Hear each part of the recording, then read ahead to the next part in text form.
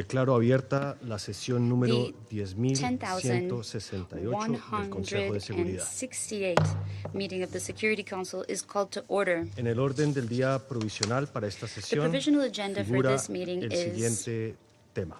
The following topic. Non-Proliferation. Non-Proliferation. Security Council Committee established pursuant to Resolution 1737 of 2006. The distinguished delegation of the Russian Federation has requested the floor.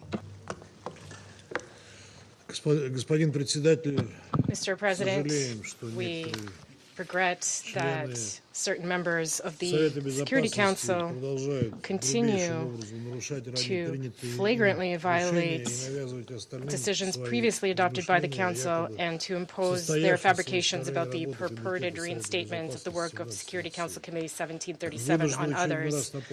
We're once again compelled to recall that the adoption of Security Council Resolution 2231 in 2015 terminated the effect of previously imposed Council resolutions against the Islamic Republic of Iran. The sanctions in Resolution 2231 itself expired as provided for in that resolution on October 18, 2025. The snapback mechanism contained therein was not triggered for a range of reasons that our country and a number of other delegations have explained to Council colleagues and all UN member states on numerous occasions and in great detail. No deliberate distortions of the letter of Security Council Resolution 2231 and the Joint Comprehensive Plan of Action endorsed by it, nor references to the erroneous and unlawful position of the UN Secretariat's leadership are of any relevance here. There are and will be no grounds for holding a briefing of Security Council Committee 1737. That body ceased to exist in 2015, and the Council has taken no decisions whatsoever to reinstate it. In light of the foregoing, we request that the Presidency put the question of holding today's meeting to a procedural vote. We call upon all colleagues to take a responsible stance in support of the Council's authority and its decisions, and to vote against the adoption of the agenda. Thank you. I thank the delegation of the Russian Federation, and I now give the floor to the distinguished delegation of China. President, China supports the statement made by Russia. I wish to reiterate that the Security Council has never reached a consensus on whether the E3 are entitled to invoke the snapback mechanism. Council Resolution 2231 expired and terminated last October the 18th, and the Council has concluded its consideration of the Iranian nuclear issue. Certain countries have deliberately disregarded the differences and concerns among Council members, forcibly push for the reimposition of sanctions on Iran, and insist on convening meetings on an agenda item that has already been terminated, bearing full responsibility for the current difficult situation in the Council.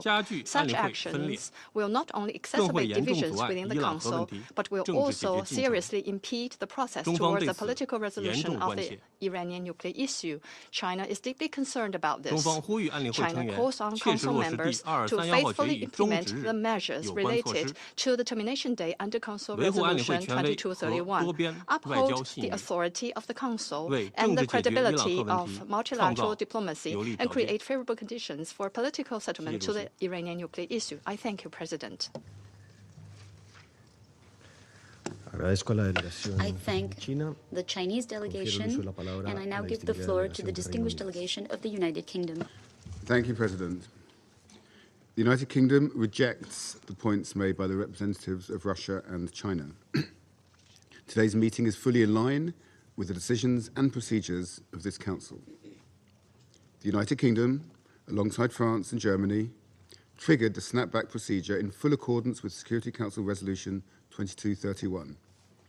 We did so because of Iran's significant non-performance of its commitments under the JCPOA.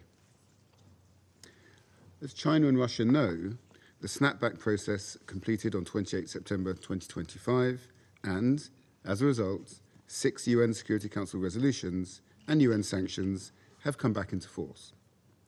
We particularly recall Resolution 1737, requires the committee to report at least every 90 days to the Security Council on its work. The Council should not be prevented from discussing these important matters at hand. So, President, we urge that we should continue with today's meeting. The United Kingdom will therefore vote in favour of the adoption of the agenda. Thank you. I thank the delegation of the United Kingdom for the statement, and I now give the floor to the distinguished delegation of France. Thank you, President. I would like to also briefly react to the statements that we just heard from the delegation of Russia and China. The resolutions of this Council on the Iranian nuclear program have been re-established on the basis to re-establish sanctions, the snapback mechanism, which was done in full conformity with paragraphs 11 and 12 of Resolution 2231. In the framework of this procedure, the Council rejected on the 19th of September 2025 via clear vote a draft resolution that would have permanently lifted Council sanctions on the Iranian nuclear program. And on the basis of this refusal, 6 resolutions adopted between 2006 and 2010 to frame this nuclear program began to be applied once again on the 27th of September of last year. The Sanctions Committee, established pursuant to Resolution 1737, is in charge of working under the supervision of the Council. The re-establishment of these resolutions and Committee 1737 are not subject to debate. These are objective realities that are based on Council decisions. The Secretariat of the United Nations has taken note of these realities in official communications. The International Atomic Agency has also done so and has produced reports in terms of Iran's nuclear obligations on the basis of the resolutions that were adopted again in September. States must implement these resolutions on the basis of Article 25 of the United Nations. Therefore, it is completely justified that the Council meets today in order to exchange on the work of the committee, even if, and we regret this, 2 members have objected to the adoption of the quarterly report of the committee. France is in favor of the agenda. I thank you. I thank the delegation of France, and I now give the floor to the distinguished delegation of the United States. Thank you, President. We strongly reject the assertions made by the representatives of the Russian Federation and China, and fully support statements that have been made by the representatives of the United Kingdom and France. This is, of course, in support of moving forward with this meeting. Resolution 1737 and subsequent resolutions mandate quarterly reports from the 1737 Committee to the Council. Today, the President of this Council, as acting chair of the 1737 Committee, should be presenting the Committee's 90-day report. We are disappointed that the obstruction from 2 Council members blocked the delivery of this mandated report to the Council, despite it being an entirely factual description of the Committee's activities during the reporting period. It is necessary to nevertheless continue to move forward with this meeting, which provides an important opportunity to discuss implementation of the sanctions measures reinstated by the Council. I urge everyone to join us in voting yes to adopt the agenda, hold the meeting, and allow the Council to proceed with its work. Thank you. I thank the delegation from the United States. The Presidency notes that there are no further requests for the floor. Now, in light of the requests and the statements by members of the Security Council, we will now vote on the provisional agenda for this meeting. Therefore, we will now proceed to a vote. Those in favor of the provisional agenda for this meeting, Non-Proliferation Security Council Committee established pursuant to Resolution 1737 of 2006, please raise your hand.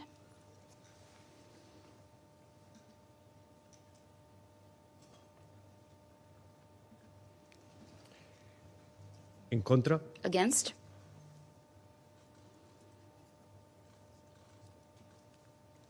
Abstenciones. Abstentions?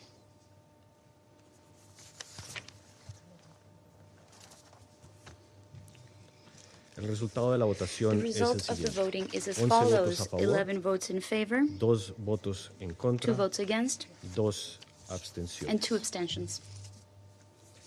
Queda aprobado el orden del día The provisional. agenda is adopted. The provisional agenda is adopted. El Consejo de Seguridad iniciará ahora The el Security Council examen will del now tema begin 2 its del consideration of orden item del 2 día. of the agenda. Daré ahora la palabra I now give the a floor los miembros del Consejo to que those deseen council formular members who una wish to declaración. make statements. Confiero el uso de la palabra I give the a la floor delegación de la to the Federación. delegation of the Russian Federation. Господин председатель, President, сожалеем, we regret что большинство членов that Совета the majority Безопасности of продолжают council members потакать continue to indulge the legal and procedural nihilism of Western states. Such conduct not only undermines the effectiveness of the Council's work, but outright erodes its authority. We are grateful to those colleagues who chose not to vote in favor of approving the agenda for this meeting, thus standing up for the integrity of decisions previously adopted by the Security Council. President, as the experience of recent months have shown, the Security Council meetings that have been convened by the U.S. and European states on Iran's nuclear program bear no relation whatsoever to the task of maintaining international peace and security. Their statements have made it clear that the global nuclear non-proliferation regime is of no concern to them. Indeed, they ignore direct threats that are being posed to it. The true objective of Western countries is to create the illusion that the anti-Iran Security Council resolutions have been reinstated and that Committee 1737 has resumed its work. In other words, they are attempting to trample upon the legal and procedural foundations of the Security Council's functioning in order to exert pressure on the Islamic Republic of Iran. The position of the Russian Federation with respect to the purported snapback is consistent and principled. Our position has been repeatedly communicated to member states, and anyone who wishes to review it may do so by consulting the letters circulated in the Security Council and the General Assembly by Russia, China, and Iran, as well as our many statements in the Council. For those with shorter memories, however, I will restate the key points. The letter submitted to the Security Council by the UK, France, and Germany in August 2025, claiming to trigger the snapback mechanism, did not constitute a notification within the meaning of Security Council Resolution 2231.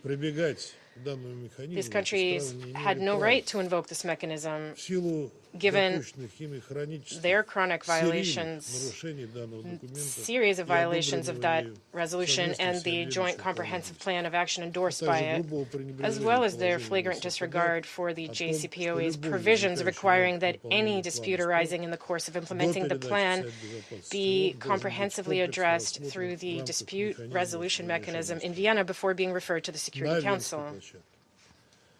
For that reason, the outcome of the Security Council vote on September 19, 2025, on the draft resolution improperly submitted by the Republic of Korea could not produce any legal or procedural consequences with regard to the implementation of the snapback. No matter how much our Western colleagues might try to persuade us otherwise, reality is unrelenting. No reinstatement of the anti-Iran Security Council resolutions has taken place. Security Council Resolution 2231 expired, as it was meant to do, on October 18, 2025. On that same date, the non-proliferation agenda item was removed from the list of matters before the Security Council. In other words, the Council had concluded its consideration of the Iranian nuclear issue. No unlawful actions by the UN Secretariat in violation of Article 100 of the UN Charter, including restoring the website of Committee 1737 and its sanctions list. None of these actions can serve as a justification for any alternative interpretation. There is accordingly no basis whatsoever for resuming the work of Committee 1737 or holding its briefings in the Council. The fact that some members choose to attempt to prove the existence of the committee by organizing stakeouts only points to the fact that they themselves are straining to prove to themselves and other members of the UN the legal invalidity of their position. We deeply regret that the Colombian presidency yielded to the pressure of bad faith delegations and even included the relevant meeting in the draft program of work of the Security Council for June 2026, as a result of which Russia and China were compelled to vote against its adoption. We wish to emphasize once again that any attempts to get Committee 1737 back on track are futile. We will not allow the Council to adopt, under the banner of this body, any decisions whatsoever imposing restrictions on member states. We will also continue to resist attempts to revive its panel of experts, for which neither the Security Council nor the UN Secretariat has a mandate. We separately note the unacceptability and pointlessness of attempts to legitimize the committee by equating it with Security Council subsidiary bodies that genuinely exist. We categorically reject the actions of European members of the Council who are blocking the adoption of a long overdue decision on the distribution of chairmanships of the Sanctions Committee by issuing ultimatums and demanding without any justification that the 1737 committee be included. By doing so, they are holding the entire Council hostage. Your colleagues, your blackmail will not work. President, the procedural crisis in the Council came as no surprise. We warned all colleagues back in August that Western states and their support group were leading us all into a dead end with their untenable attempts to trigger the snapback. And we warned about this back in August of last year. Moreover, China and Russia actively sought to prevent this from happening. In September 2025, our countries proposed a draft Security Council resolution to extend the validity of Resolution 2231 so as to allow for additional time for diplomatic engagement on Iran's nuclear program without creating a legal vacuum or parallel reality within the Council. Some Council members, however, did not heed our call, and the United Kingdom, France, and Germany chose to go all the way to the end with their claims of snapback reinstatement, rejecting any negotiated arrangement. Indeed, subsequent events once again demonstrated their lack of any genuine interest in a peaceful resolution of the dispute surrounding the Iranian nuclear issue. This was made starkly clear by their reaction, or rather lack thereof, to the aggressive actions taken by the U.S. and Israel against Iran, first in June 2025 and then again from February 26 onwards. European member states did not show the slightest concern for the obvious and egregious violations of international law by Washington and West Jerusalem, nor their attempts to undermine the global non-proliferation regime through strikes against Iranian civilian nuclear facilities under IAEA safeguards. This includes repeated attacks in the immediate vicinity of the Bushehr nuclear power plant. Instead, Western delegations continued to repeat, as if it were a mantra, their well-worn talking points about some supposed threat to international peace and security allegedly posed by Iran's nuclear program. And this was despite the fact that the sole source of objective and credible information on this matter, namely the reports of the IAEA Director General on verification monitoring activities in Iran, never identified any instances of nuclear material being converted to military purposes in the country. Any issues with inspections have arisen solely as a result of the U.S.-Israeli aggression. Yet even now, Western delegations continue to use every means at their disposal to claim that the anti-Iran Security Council resolutions have been reinstated with only one goal only: to continue exerting pressure on Tehran to shift the responsibility for the current crisis in the Middle East onto Iran. We stress that further politicization of the work of the Council on this will do nothing but fuel an escalating spiral of tensions and will adversely affect the prospects for a negotiated solution. Moreover, such an unconstructive approach will impede the creation of conditions for the resumption of IAEA verification activities in Iran that were disrupted by the unlawful and reckless actions of the U.S. and Israel. We are convinced that this does not serve the interests of the international community as a whole. We call on all Council members and its President to stop adding fuel to the fire and to instead focus on promoting a political and diplomatic settlement for Iran. This is an effort to which a number of constructively minded states are already contributing, including our Pakistani colleagues. Russia stands fully ready to support these efforts. I thank you. I thank the delegation of the Russian Federation, and I give the floor to the delegation of Bahrain. في البداية أود أن أتقدم بالشكر إلى وفد جمهورية كولومبيا على جدولة هذه الجلسة الهامة للجنة الجزاءات المنشئة عملاً بالقرار 1737 having convened this meeting of the Sanctions Committee established by Security Council Resolution 1737 at a time where it is more necessary than ever to make use of the Council's tools to preserve international peace and security. President, this discussion takes place in a sensitive regional conflict marked by de-escalation efforts on the part of Iran, Resolution 1737, as well as Resolution 552 and Resolution 2817 were all adopted in order to maintain international peace and security and strengthen trust, as well as combat activities that could destabilize the region. We are seeing a worrying paradox in our region. Currently, we're seeing a contradiction between commitments and reality on the ground. While Iran is attempting to rebuild trust with the international community and its neighbors in accordance with the provisions of Security Council resolutions, we are seeing, on the contrary, a dangerous escalation created by the launch of missiles, drones, destruction of property, vital facilities, and peaceful civilian nuclear facilities. It is regrettable that principles enshrined in the resolutions of the Security Council are becoming mere slogans in statements that are flouted in practice, in particular through behavior that threatens the security of individual states in the entire region.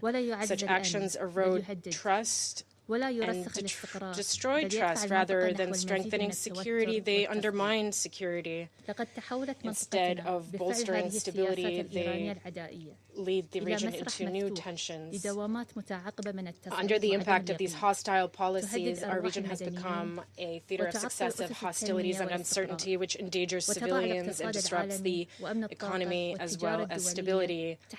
It places international trade and energy safety at the mercy of Iranian policies based on confrontation rather than dialogue and cooperation. Aerial images, the disruption of basic services, targeting of energy infrastructure, nuclear energy facilities are affecting the daily lives of people in the region. This approach threatens the security of the entire region, not just one state, and it threatens regional stability with the escalation that is taking place. President, the targeting of sensitive facilities such as the Baraka plant in the UAE, as well as attacks targeting the Gulf Petrochemicals Industries Company in the Kingdom of Bahrain constitute a dangerous escalation that could have led to catastrophic consequences on the nuclear safety and security, not to mention the environmental and humanitarian impacts. President, these facts reveal a reality we can no longer ignore. This violation of obligations is no longer limited to a single issue. It is a systemic behavior that poses a daily threat to regional security and stability. By arming art groups and proxy actors, as well as targeting major routes, we are seeing these routes become recurrent targets of threats and attacks, which only makes the crisis worse. The gravity of the situation is made even clearer by Iran's resumption of its illegal, unjustified drone and missile attacks against the Kingdom of Bahrain and the state of Kuwait. This confirms that the issue before the Council today does not relate to an isolated incident or a technical issue. This is a repeated and ongoing pattern that endangers civilians and civilian infrastructure and undermines trust in the non-proliferation and sanctions regimes of the United Nations. Faced with this worrying situation, the Kingdom of Bahrain stresses the importance of continuing the work of the 1737 Sanctions Committee, which is an essential tool for guaranteeing respect for related obligations and is part of a broader tool set that would include a panel of experts that could support the work of the committee and make the sanctions regime even more credible. President, we welcome the progress made by diplomatic efforts aimed at reducing tensions. However, we stress that the success of such steps remains dependent on Iran's respect for its commitments on the ground and its rejection of any practices that could undermine trust or destabilize the region. The Kingdom of Bahrain asks for those commitments to be translated into concrete measures, namely through the cessation of hostilities, respect for the principles of good neighborliness, state sovereignty, and ceasing the use of missiles and ensuring respect for international law and the Charter of the United Nations. To conclude, Bahrain calls on the Council to fully shoulder its responsibility and ensure that Iran respects its international obligations and its violence in a way that will guarantee regional and international peace and stability and preserve the credibility of the non-proliferation regime and the UN sanctions regime. Thank you. I thank the delegation of Bahrain, and I now give the floor to the delegation of France. Thank you, President. I would like to first thank the presidency of the Security Council for preparing this meeting and for preparing in advance a draft quarterly report for Committee 1737. It's regrettable that two members once again blocked the adoption of the report and prevented its introduction in the Council. It's been almost 9 months that Council resolutions on the Iranian nuclear program have been established on the basis of procedures pursuant to paragraphs 11 and 12 of Resolution 2231. These resolutions were reestablished because the Iranian nuclear program continues to be a threat to international peace and security, as we can see in independent quarterly report of the International Atomic Energy Agency that has a mandate to verify the nature of nuclear activities in Iran. These resolutions were reestablished because Iran, after 2019, chose to persistently and systematically violate its commitments on the basis of the JCPOA when European countries had adopted all possible measures in order to continue to apply their part of the agreement. Iran constantly violated its commitments when there were viable proposals offered in 2021 and 2022 by the European parties and the United States, and when the E3 had deployed until the summer of 2025 efforts in order to find a negotiated solution during 7 different discussions with Iran. Let's recall some facts here. Iran accumulated a stock of highly enriched uranium that cannot be justified in the framework of a nuclear program that is purely civilian in nature. It includes over 400 kilograms of highly enriched uranium, up to 60%, which is a quantity that is potentially sufficient to produce around 10 explosive nuclear devices, and the IAEA has lost trace of these since June in 2025. The Director General of the IAEA underlined that Iran is the only non-nuclear weapon state that enriches uranium to this level. It is critical to have clarity on the situation with regards to these stocks. Moreover, Iran practically suspended all cooperation with the IAEA. It's been almost a year, and teams do not have any access to Iranian sites that are sensitive from the point of view of proliferation, such as Fordo, Isfahan, or Natanz. Authorizing access for IAEA inspectors to these facilities is an obligation for Iran on the basis of the Comprehensive Safeguards Agreement. We encourage Iran to renew quickly full and complete cooperation with the agency. President, at a moment when the Iranian nuclear program continues to raise serious security concerns and when the Iranian authorities continue to be ambiguous in terms of their intentions, it is indispensable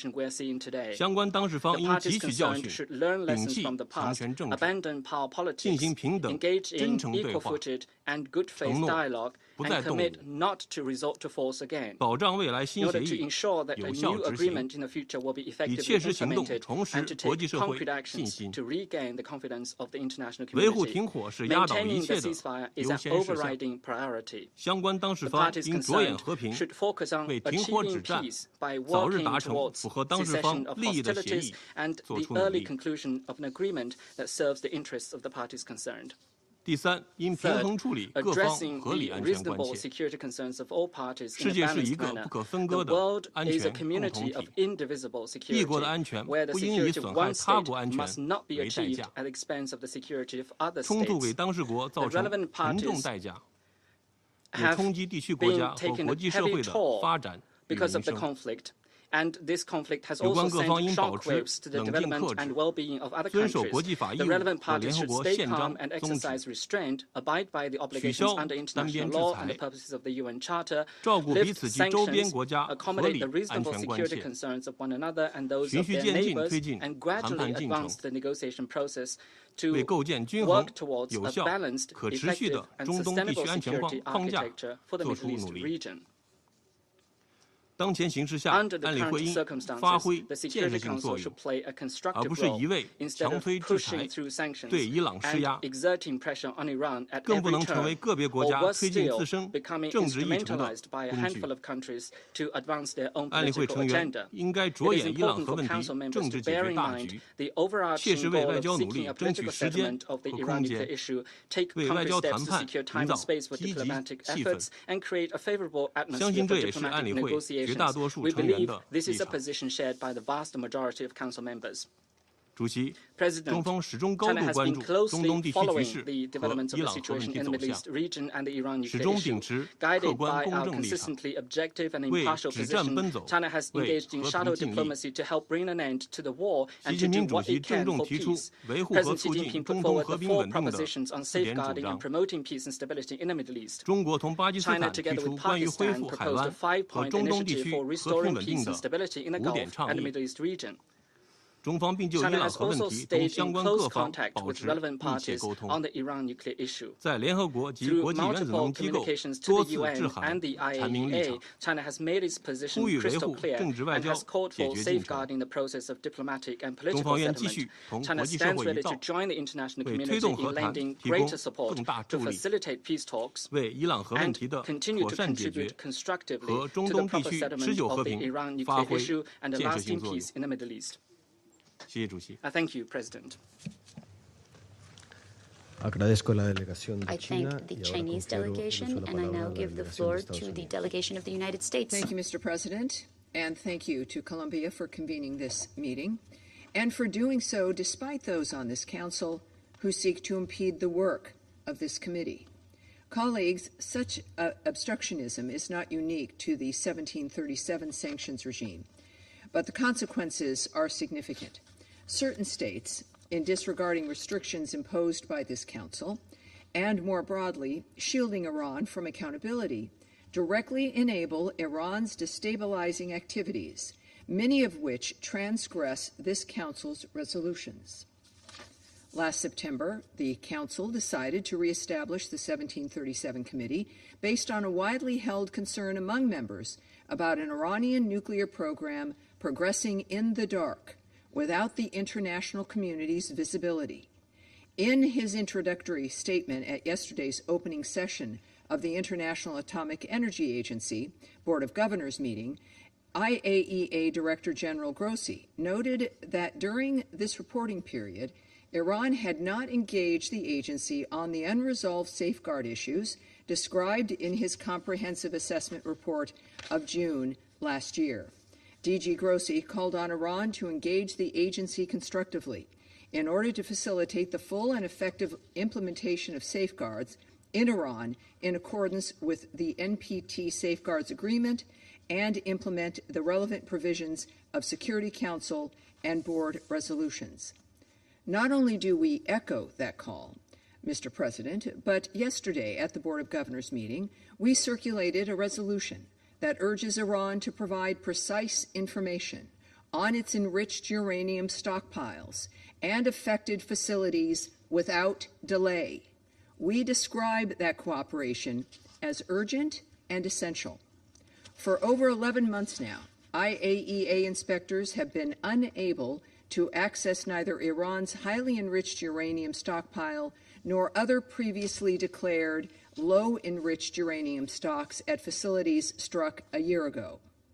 In violating its NPT safeguards obligations and denying IAEA access to verify the suspension of its enrichment activities, Iran has contravened Resolutions 1737 and 1929.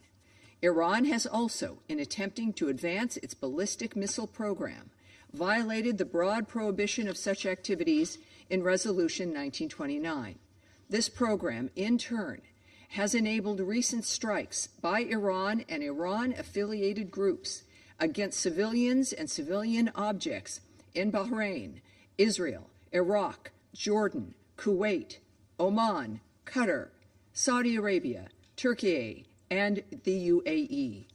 Moreover, Iran has not only continued to violate its safeguards agreement and sustained its ballistic missile programs in defiance of Council resolutions, but it has violated UN prohibition on the exports of Iranian weapons steadily since those measures' reimposition last September.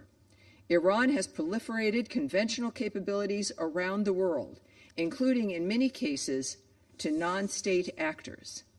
Iran's defiance of this Council's resolutions has been enabled by two members of this Council.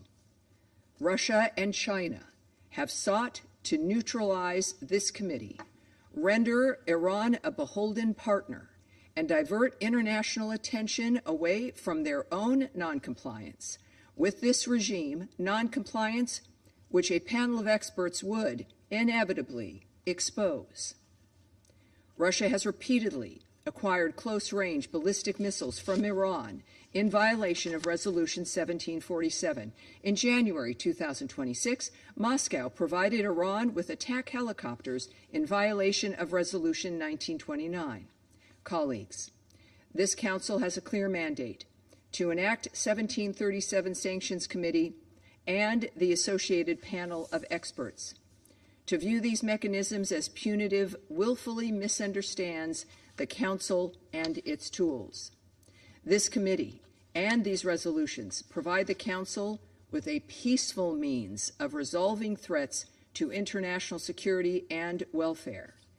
I believe all members would each claim a preference for peaceful resolutions for diplomacy over the alternative. And so I urge fellow members to not subvert, but to instead actively implement Council instruments designed to advance resolutions peacefully. President Trump is committed to ensuring that Iran never develops or acquires a nuclear weapon, but his long-standing preference is diplomacy. We call on China and Russia to halt subversion of Council decisions and to, more fundamentally, not obstruct the possibility of peace. Thank you. I thank the delegation of the United States, and I give the floor to the delegation of Denmark. Thank you, Mr. President, and thank you to Colombia for convening today's meeting. We regret that, once again, the committee was unable to agree on the 90-day report due to the continued unwillingness by some Council members to recognize the reality that all sanctions against Iran were reimposed last year as a result of the decisions of the Security Council. We also regret the opposition of some Council members to the appointment of the chair of the 1737 committee, which has in turn blocked the full operation of all subsidiary bodies. This significantly hampers the ability of the Council to fulfill its mandate. A solution is long overdue. Denmark has and will continue to engage constructively in the work of the 1737 committee. We call upon fellow Council members to fully implement all Security Council resolutions and ensure the committee functions effectively and as intended. Mr. President, it is imperative that the Council supports the effective implementation of sanctions against Iran. We are deeply alarmed by Iran's refusal to implement its safeguards obligations and by Iran's suspension of cooperation with the IAEA. As a result, the IAEA is unable to discharge its mandate or provide information on the status of Iran's nuclear program. There is no credible civilian justification for the amount of highly enriched uranium that Iran has produced. Even more worrying, for over a year, the IAEA has been unable to verify further enrichment activities due to its lack of access. Denmark's position has been clear. Iran must never be allowed to develop or acquire a nuclear weapon. The current escalation clearly demonstrates why this is so important. We strongly call for the pursuit of diplomatic efforts to achieve a lasting and sustainable solution to the challenges posed by the Iranian nuclear program. Mr. President, Denmark continues to follow with great concern the developments in the region, including the recent escalation over the weekend and Iranian attacks against several countries last week. Denmark condemns these attacks in the strongest terms. We call for de-escalation, maximum restraint, and the full implementation of Resolution 2817. It is imperative that the current ceasefire is sustained until a durable agreement can be reached. This Council must also remain engaged. There is an urgent need for the Strait of Hormuz to be reopened. As we have heard on multiple occasions, the consequences of Iran's attempt to keep the strait closed is felt globally. From the sharp increase in energy costs to soaring food insecurity across the globe, these are very real threats. As always, the most vulnerable are most affected. Denmark calls on Iran to stop its attacks against countries in the region, end the de facto closure of the Strait of Hormuz, and engage in good faith in diplomatic efforts to find a durable solution. We thank Pakistan for its efforts to lead the parties towards a permanent ceasefire. We repeat our call for full compliance with international law, including international humanitarian law, and recall that the protection of civilians, which also includes seafarers, is essential. So too is the restoration of safe passage and the freedom of navigation in the Strait of Hormuz. Respect for international law, including the UN Charter, remains a key condition for international peace and security. It is high time that this condition is fulfilled. I thank you. I thank the delegation of Denmark for the statement, and I give the floor to the delegation of Greece. Thank you, Mr. President. I also thank you for convening this meeting and the Secretariat for its continued work on this file. At the outset, let me reiterate Greece's concern over the escalation that we're witnessing during the past months in the Middle East. In the wake of more strikes against the Gulf countries, the present extended ceasefire, although fragile, must be maintained across the whole region and provide time and space for a comprehensive negotiated solution. Any further escalation carries grave consequences for civilians and poses serious risks to non-proliferation and international peace and security. We therefore call on all parties to show maximum restraint, refrain from any action that further inflames tensions, and pursue de-escalation, dialogue, and diplomacy as a matter of urgency. International law, including international humanitarian law and international law of the sea, must be fully respected. Civilians and civilian infrastructure must never be targeted. We strongly condemn attacks against civilian infrastructure, including critical energy facilities in the Gulf countries, and stand in solidarity with all affected states that were drawn into a war that did not want. Freedom of navigation must be safeguarded, including the right of transit passage through international straits as reflected in the United Nations Convention on the Law of the Sea. Passage through the Strait of Hormuz must be unimpeded. Moreover, Iran's nuclear program remains a major source of concern that needs to be addressed in comprehensive negotiations. Iran must never develop or acquire a nuclear weapon. We remain deeply concerned about the scope of Iran's nuclear program and its lack of transparency. The accumulation of highly enriched uranium, including uranium enriched up to and possibly to more than 60%, cannot credibly justify civilian use. We call on Iran to immediately re-establish full, effective, and constructive cooperation with the IAEA, including by providing the agency with access and information necessary to fulfill its verification mandate. Cooperation grounded in verification and transparency remains the only way to restore confidence. Mr. President, turning to the issue before us today, we wish to be equally clear. Let me repeat that the restatement of the Security Council Committee established pursuant to Resolution 1737 was both valid and legitimate. Following the activation of the snapback mechanism under Resolution 2231, the relevant Security Council resolutions have been reimposed and those measures remain in full force. They reflect binding international law and all member states are obliged to respect and implement them.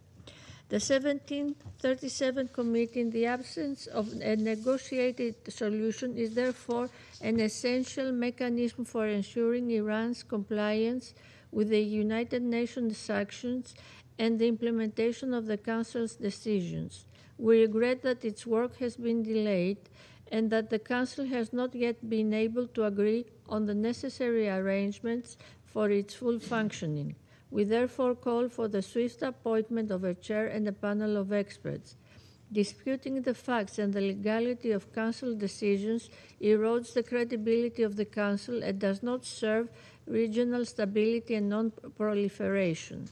At the same time, we call on Iran to seize the present opportunity and negotiate meaningfully and constructively with a view to a comprehensive solution.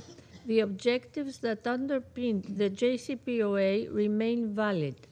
Any future understanding must be based on reliable and impartial information on the status of Iran's nuclear program and must provide the international community with clear, verifiable, and lasting assurances that Iran's nuclear activities are exclusively peaceful. Ultimately, a durable solution to the Iranian nuclear issue can only be reached through de-escalation, dialogue, and diplomacy, and in line with international law and the UN Charter. Greece stands ready to engage constructively with all Council members in support of such a solution, with a view to ensuring respect of the global nuclear non-proliferation regime and the maintenance of international peace and security. I thank you. I thank the delegation of Greece for the statement, and I give the floor to the delegation of the United Kingdom. Thank you, President. I'm grateful to Colombia for convening this meeting despite the efforts of 2 Council members. Colleagues, we meet at a time of heightened tension in the region. As my Foreign Secretary said, the resumption of conflict between Iran and Israel is in no one's interest. Both sides must show restraint. For over 2 decades, the international community has sought clarity and assurance about the exclusively peaceful nature of Iran's proliferation activities.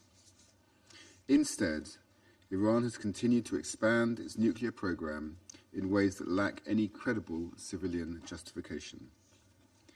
Iran is the only state without nuclear weapons to accumulate over 400 kilos of high-enriched uranium, as well as to persistently fail to meet its safeguard obligations. Iran's failure to cooperate fully with the IAEA erodes confidence and raises serious questions about intent. The IAEA's reporting from May on Iran's safeguards implementation was damning. The agency is unable to draw safeguards conclusions for Iran, citing sustained gaps in monitoring, a lack of credible cooperation on long-standing issues, including refusal of access to nuclear sites, and an inability to verify the peaceful nature of Iran's nuclear program. That trajectory is deeply troubling. It risks further weakening the global non-proliferation regime at a time when it is already under strain. Against this backdrop, the full and effective implementation of reinstated UN sanctions remains essential. The sanctions measures contained within the 6 reinstated UN Security Council resolutions, including Resolution 1737, are targeted measures to constrain Iran's proliferation and protect international security. They impose a ban on nuclear technology and materials and impose asset freezes on key individuals and entities linked to Iran's enrichment program. All UN member states are obliged to comply fully and without exception. Those seeking to evade or undermine these measures should cease immediately. Any efforts to dilute the restrictions weakens our collective security. We regret that Russia and China continue to impede the sanctions which this Council is entrusted to uphold. And we urge all members of the Council to act in good faith so that the Committee can fulfil its mandate effectively, including through the agreement of 90-day reports and appointments to the panel of experts. We also call for the prompt appointment of a chair, and we look forward to the Secretary-General's report on the implementation of Resolution 2231. President, our objective remains unchanged. IAEA reports are clear about Iran's non-compliance, and we are clear in our purpose. We want to see a negotiated settlement that provides verifiable assurances of a peaceful nuclear program. The United Kingdom remains firmly committed to a lasting and sustainable diplomatic solution that ensures Iran never develops a nuclear weapon. I thank you. I thank the delegation of the United Kingdom for the statement, and I give the floor to the delegation of Somalia. President, at the outset, Somalia reaffirms its unwavering commitment to the non-proliferation of weapons of mass destruction and the preservation of international peace and security. My delegation takes note of the divergent views among Council members regarding 1737 Committee. We believe that a measured and balanced approach remains the only sustainable way forward to addressing concerns of all parties and resolving the current challenges. We underscore the primacy of the Charter of the United Nations and international law and encourage constructive, good faith engagement to preserve the Council's unity. President, regarding Iran's nuclear issue, we urge a return to the negotiating table to resolve the non-proliferation issues. We believe the only viable path forward is with swift recommitment to sustained, substantive talks on non-proliferations anchored in relevant Security Council resolutions. Somalia recognizes the indispensable role of the International Atomic Energy Agency's verification and monitoring activities play in ensuring nuclear safety and global stability. We further underscore the critical role of the IAEA plays in safeguarding enriched uranium, including the clarification of information about material locations.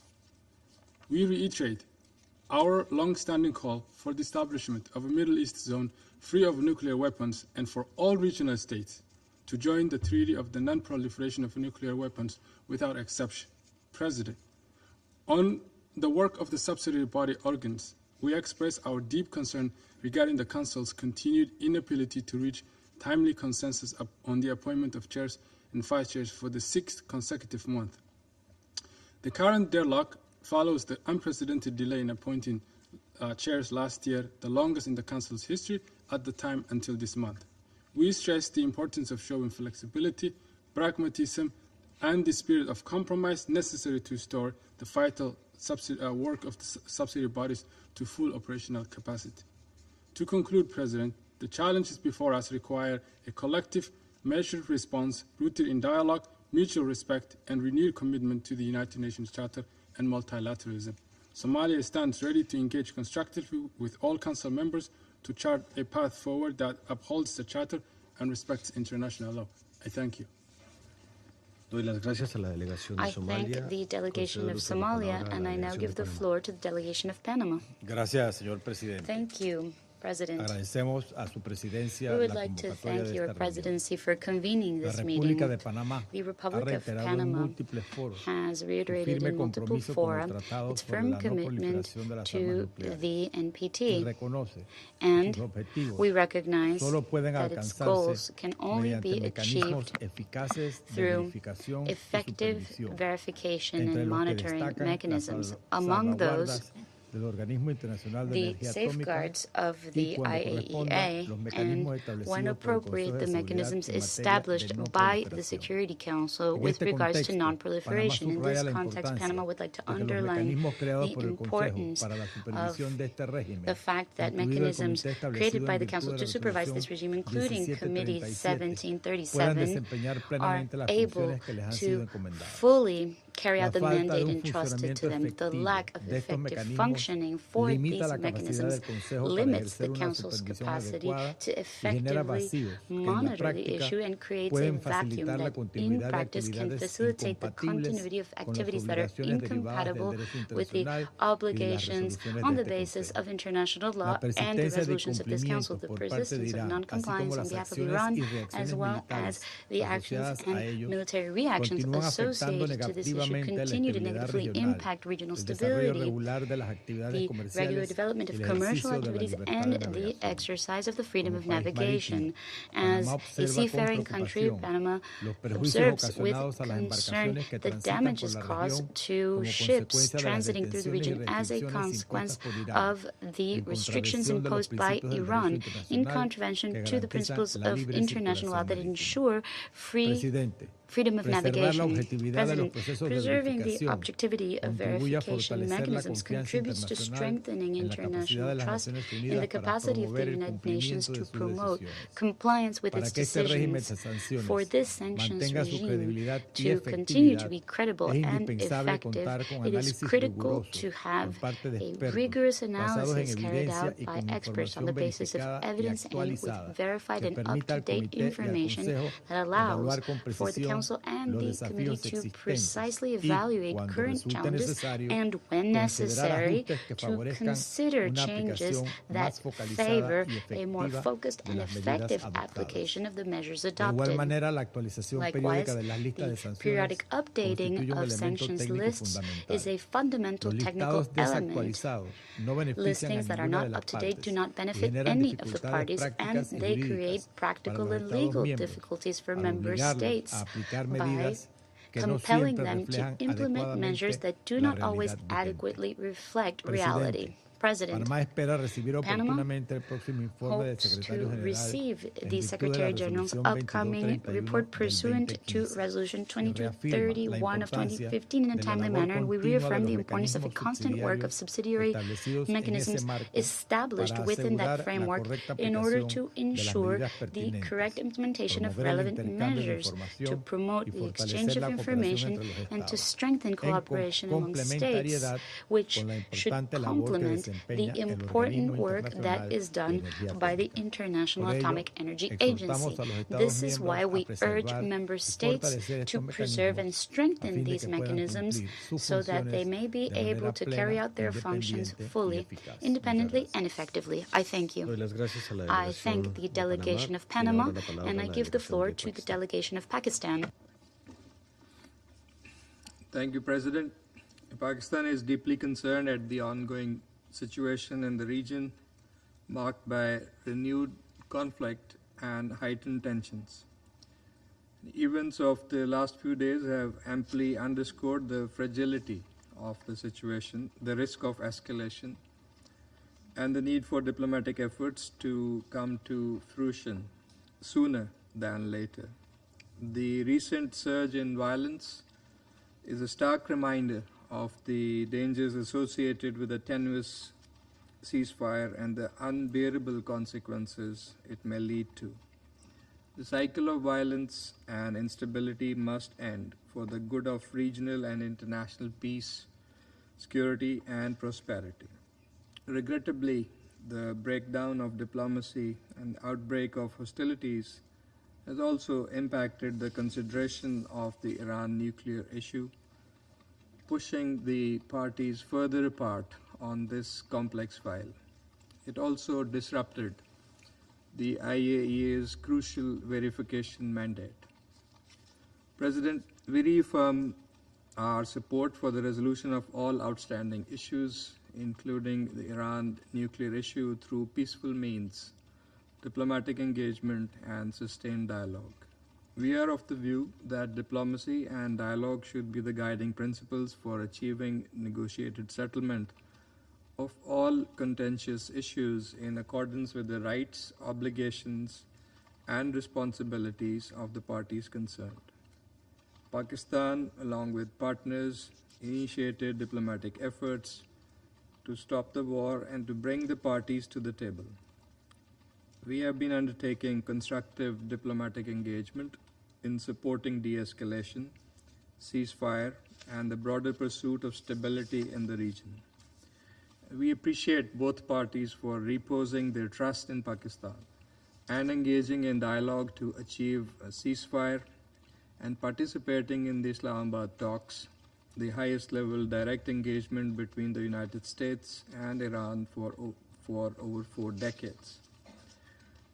Through sustained interaction at the leadership level with both Washington and Tehran, as well as with other partners in the region and beyond, notably Saudi Arabia, Egypt, and Turkey, and Qatar, and China, and others, Islamabad has sought to encourage dialogue, facilitate the exchange of messages, and help create space and conditions conducive to meaningful negotiations.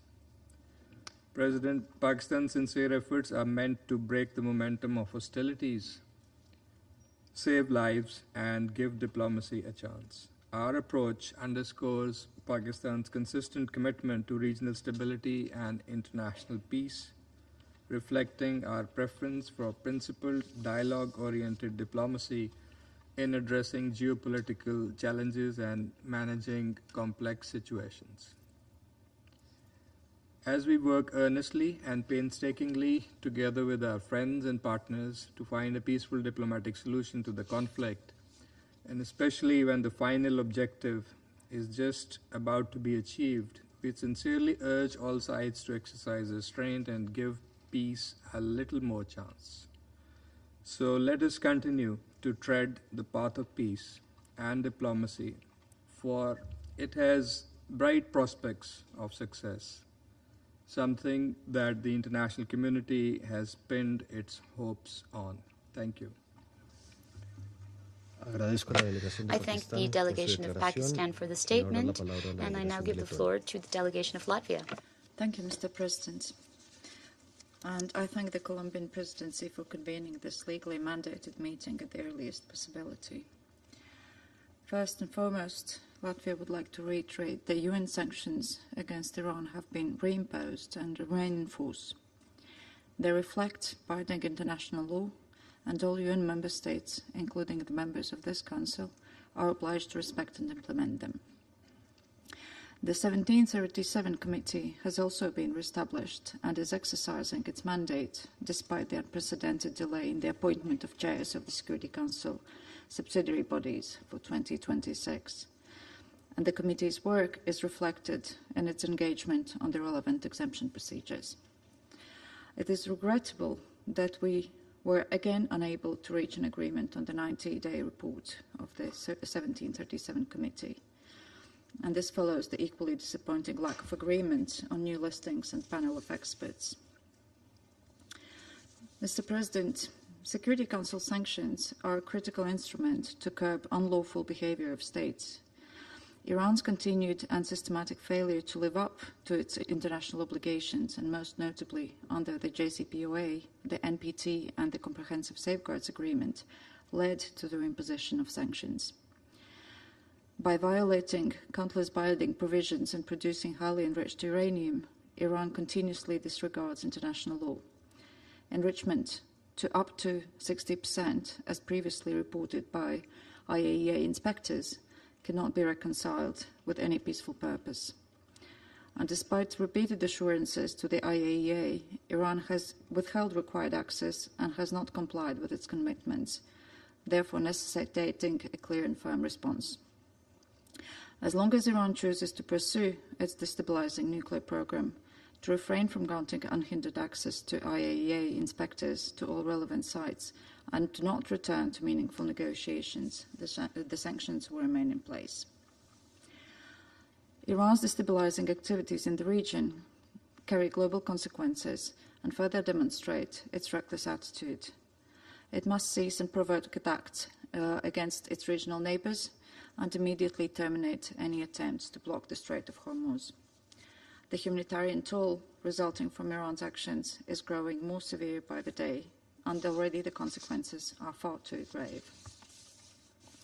In this regard, we must recall that Iran has supplied Russia with drones and missiles for Russia's aggression in Ukraine, also used to attack civilian targets.